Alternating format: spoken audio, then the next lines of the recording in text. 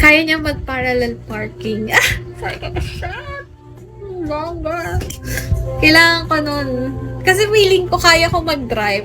Kaya ko lumiko, kumanan. Pero mahihirapan ako sa pagtansya-tansya. Pagtansya-tansya ng parking. Ang ina. Kailangan ko ng built-in na ganon. Kailangan na may ganon sa system. Very girl-friendly. R8, hello! Good luck sa gastos sa gasolina ng makina nun. Oh, wag na pala! Hindi na, guys. Ako na lang driver mo pwede. Sus! Sana makakuha. Sana makakuha ako ng lisensya this year. Para magkaambag naman ako dito sa di ba? Sa bahay namin. Hi, Weird Shami.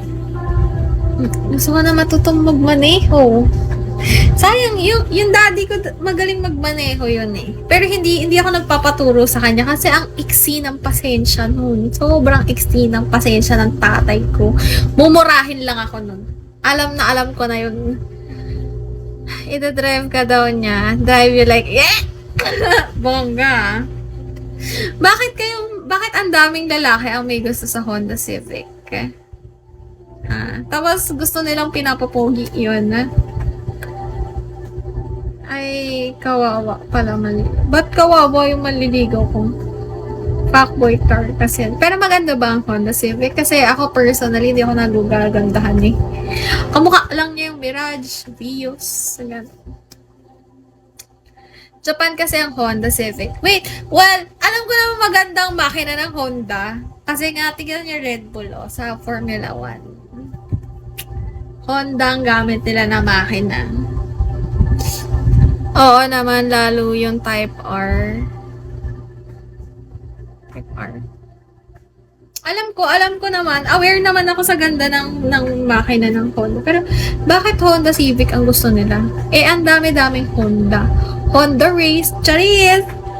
Honda ba yun? Toyota Race ata yun eh. Wait, ano ba? Sarap ba naman na low? Honda Civic Type R. Pati na ako.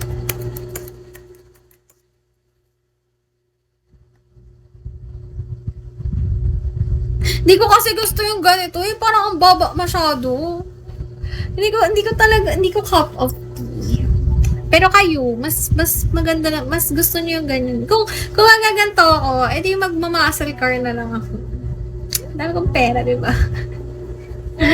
Libre lang pangarap, guys.